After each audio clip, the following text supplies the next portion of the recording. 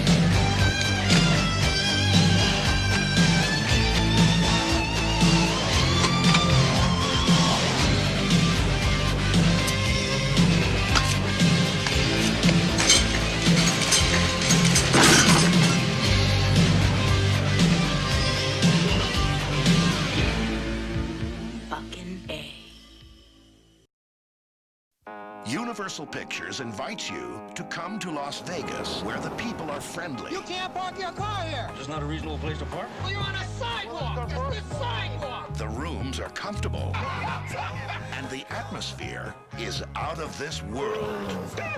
Johnny Depp, Benicio del Toro, Fear and Loathing in Las Vegas. Get out of here!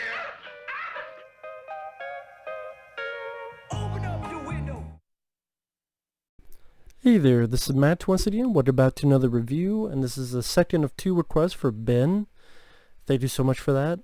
If anyone pretty much any type of reviews, topics, reactions, pretty much any type of video requested, feel free either through my PayPal or join my Patreon. Both things are down below in the info box.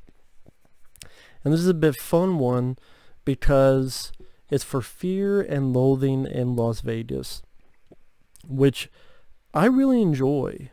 Apparently this is a movie you either love or you hate. You either hate it because it's either nonsensical or it's all over the place, or it doesn't seem like it has a singular point, like where the hell is this movie going? To me, that's some of the reasons why I enjoy the film. I enjoyed how zany, crazy, psychedelic.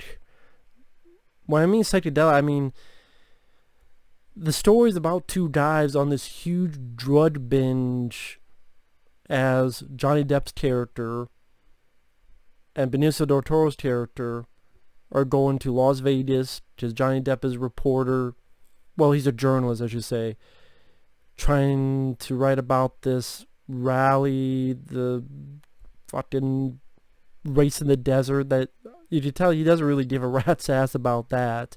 It's more about what sort of crazy, insane drugs and weirdness we'll go through during these next couple of days.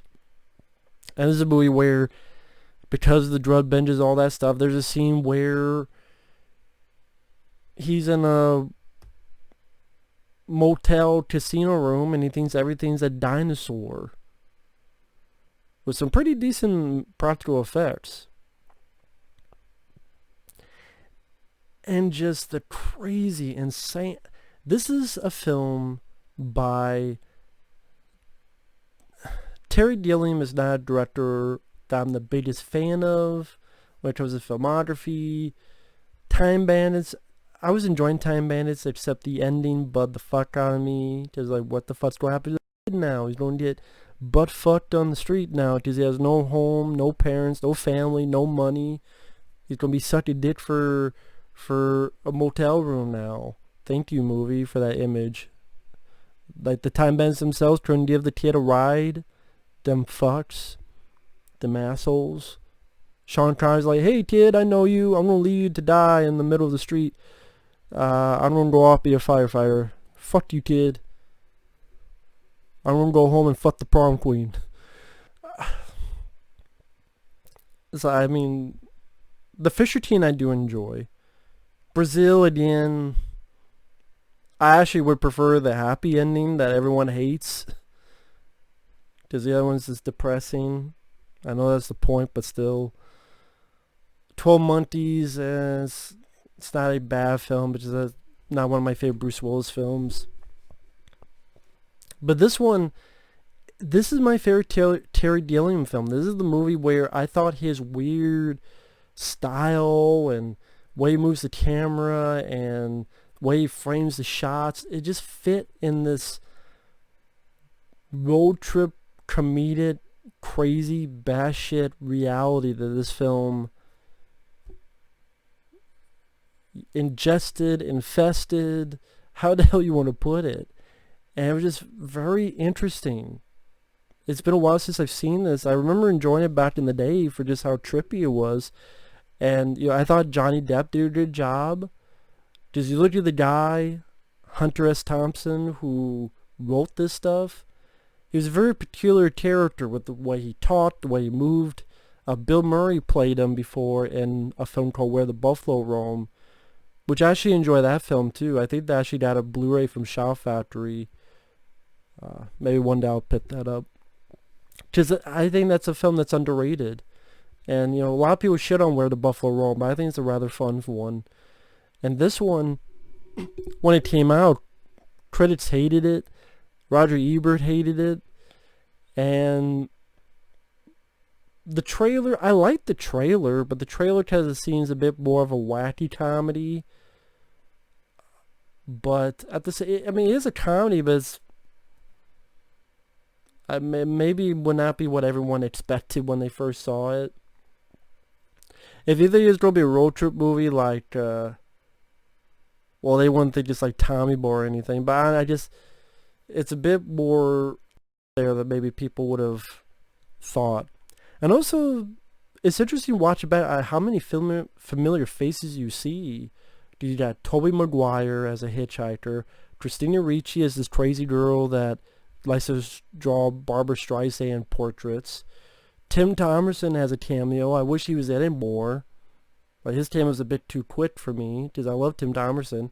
Mark Harmon is in one or two scenes as one of the reporters covering this race. Gary Busey is a cop. That's one of the funnier lines in the movie. Jeanette Goldstein from Alien, she plays a maid. There's a few others, but Penn of Penn and Teller, he shows up. Cameron Diaz shows up in the scene. So it was interesting to see how many familiar faces you got in there. And on top of that, like Johnny Depp and Benicio del Toro, they play such weird, eccentric, batshit characters that I get fascinated just to see what the hell they'll do next. From the beginning when, oh shit, bats, we can't stop here.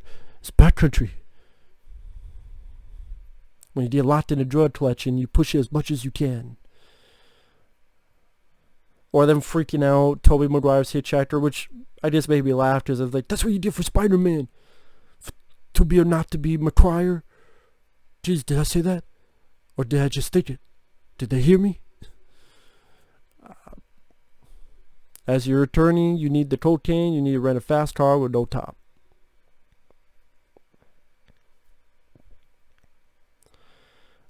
And Benicio del Toro, again, just very different type of role. Because usually Benicio, he plays roles very quiet. He's talking very like this, and he's very laid back type of guy, and he's talking with this kind of voice. Here is the complete opposite, where he's just in these drug fits, where he's like, fuck yeah, the gentleman has a major credit card. He doesn't say that. Do you realize who the fuck you're talking to? And just these weird two eccentric characters as your focus, very intriguing personas of, remember that commercial, this is your brain on drugs? These brains have been through the drug pilfering for quite a while. Imagine a wet towel and all the fucking wetness As they went been through the ringer. And William litters the movie with a lot of quirky images. Like they're driving by and there's a Hare Krishna guy dancing. And again, I thought I did a nice job showcasing the 1970s. There's a moment where the two are driving is obviously a green screen, on purpose. The camera moves a lot, like these pans or zooms, or just really get into the mindset of the drug mentality, so to speak.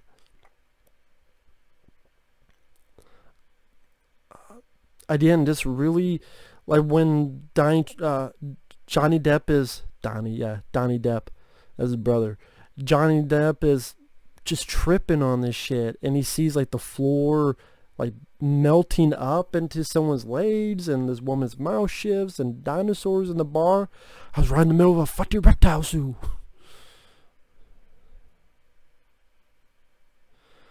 And I thought that the two, Johnny Depp and Benicio del Toro, worked really well together. Really well. Where like Del Toro's going nuts and taking his medicine, gets a big whiff. What the fuck are you doing out in the middle of the desert? Actually, that's the moment where he doesn't say it quite like that. The car stopped, and after Del Toro wakes up, he's like, what the fuck? What the fuck we doing out here in the middle of the desert?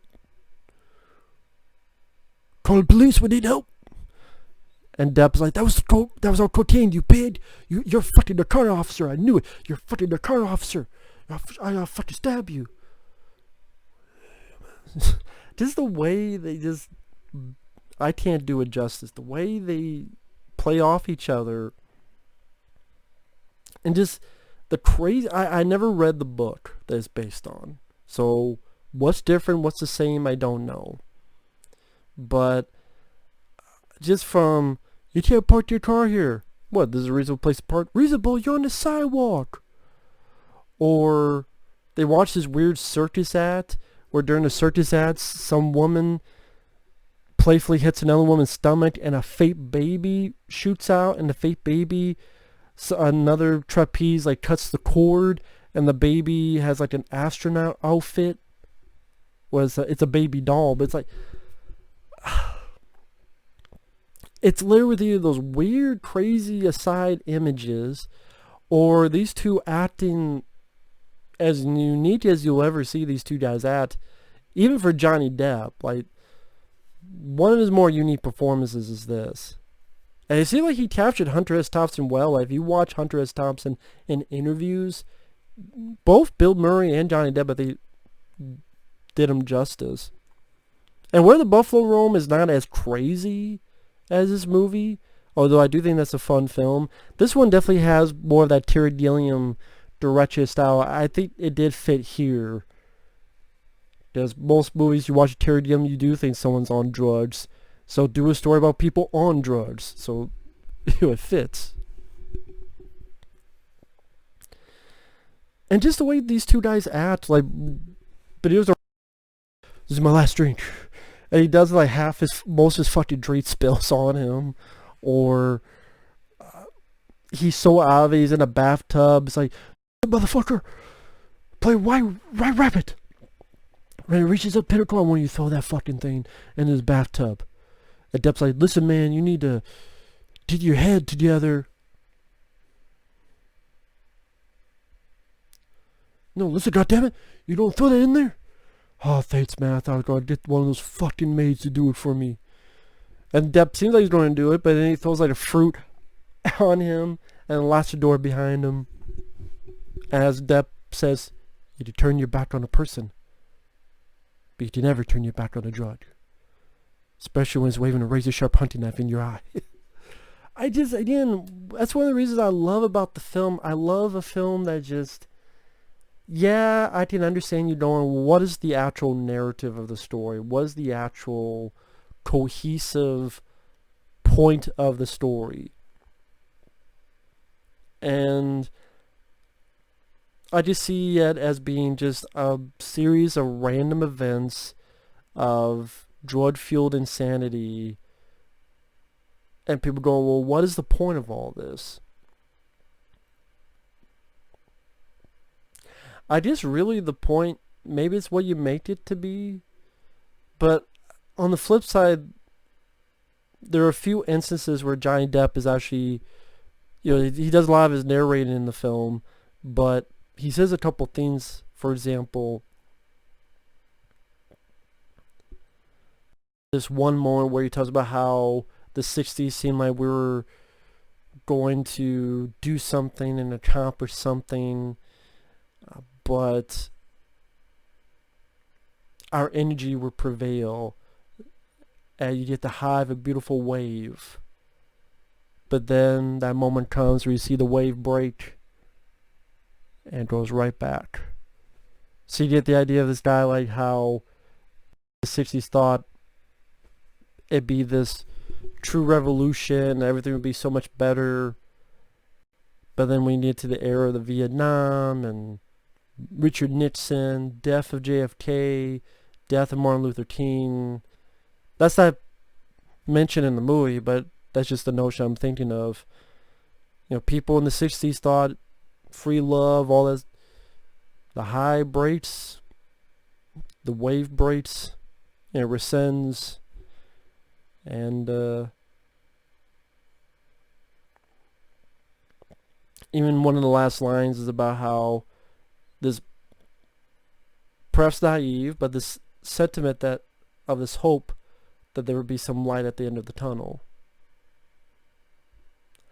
And to me, it's really more of an experience of just the time period, the craziness. It just, to me, it's less of a narrative and more of just a fun, crazy, experimental experience. And I think that's why I enjoy for how unique it is. How unique these tangents will be. Like, he's driving back, he just stopped by Gary Busey, and Gary Busey tells him you need to take a walk. You need to take not a walk, but you need to take a rest.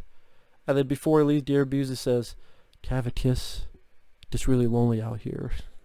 Which apparently Gary Busey improvised that, so I thought that was rather out of the blue but funny. I thought another moment that was really near the end of the film, because it's like the one big sobering moment for Johnny Depp's character. I think it was done on purpose, because there's no music in this. To me, it's like the most serious scene where Benicio Toro, he's going a bit too far. He's steering this poor waitress to get this pie, and not right of him at all. And you tell, like, Johnny Depp's character doesn't say anything, but there's no music, there's no craziness, there's no him talking, being weird, it's just him ready to take something, thinks about it, gives it back. I guess the way I took it, that was his, like I mentioned, his one sobering moment throughout this, that you're pushing for the brink to go too far. This is too far. And then immediately you get to the ending of the film, where he brings Benicio del Toro to the plane. And I like the description, which I think Bill Murray says is to Peter Boyle, describing Peter Boyle and Where the Buffalo Roam. I believe, I could be wrong, because it's the same characters. He's a high-powered mutant. He's a high-powered mutant of some kind, never seen. No, okay. I had to write this down. I was trying to do it by memory. A high-powered mutant of some kind, never seen. even writing down, I fucked it up. A high-powered mutant of some kind, never even considered for mass production. Too weird to live, and too rare to die.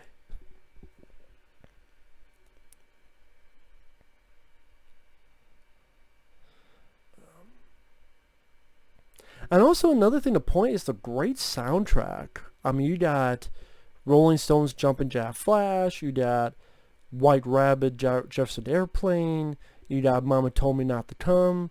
A great selection of old school music. I'm trying to think if they had Magic Carpet Ride. They had it in the trailer, but I don't remember if that was in the movie.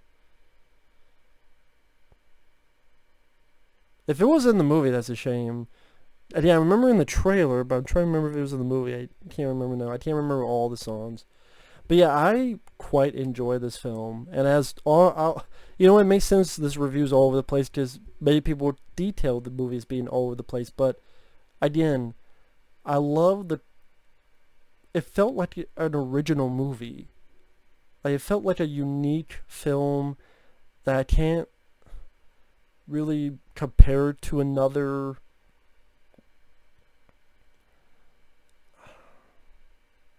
Even like a film like Pink Floyd's The Wall, there's more of a story here. I like Pink Floyd's The Wall, but technically there's more of a story here. But I guess I mentioned that because they're both unique experiences, and that's one of the reasons I like both of those films. And I don't really have a lot of issues with the film. I will say maybe one. When you get into about 2/3 into the film, it's losing me a little bit when it gets to the whole Christina Ricci has these Barbra Streisand portraits, and when he's getting around to that part, I'm like, okay, where is this going? And that whole bit I think could have been cut out. I mean, it's interesting, but it wasn't necessary, I guess the best way to put it, because there's enough craziness that, I don't know, that if there's a least interesting part, while it's an interesting idea and I like Christina Ricci, if I think of like what part I would cut out, that would be the one I would pick. But I don't know, just because I don't know, it wasn't really that interesting, or as interesting maybe the movie makes it seem, and wasn't really that funny. I don't know, just that's kind of the point, like, okay, you're losing me movie. But then all this Gary Busey, there's Jeanette Goldstein, there's all this other stuff happening, so it picked up a bit after that. I wish, like, Tim Thompson has a little cameo. I wish he was in the film more. Maybe there was a deleted scene with him. I don't know. I'd have to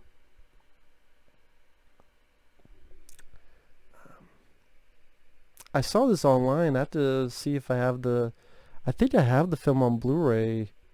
I don't know if it has all the features from the Criterion DVD. I have to look into that. But yeah, Fear and Loathing in Las Vegas, to me, like I said, definitely an interesting experience. Like I said, it's my favorite Terry Gilliam film because a lot of his movies, I honestly don't care about the ending.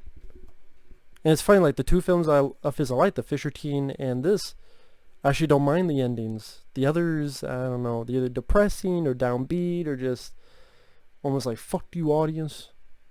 That's how I view Time Bandits. People disagree, that's fine. But here, maybe because it's based on a book, so that's...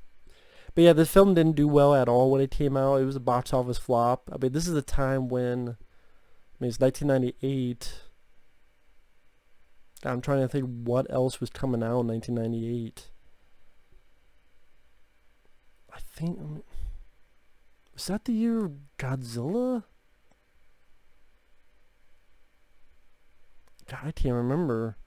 I think that was the year of Godzilla. Godzilla from 1998 pretty much came out around the same time. Deep Impact. Armageddon was afterward. That was around the time of Truman Show and all this stuff, so...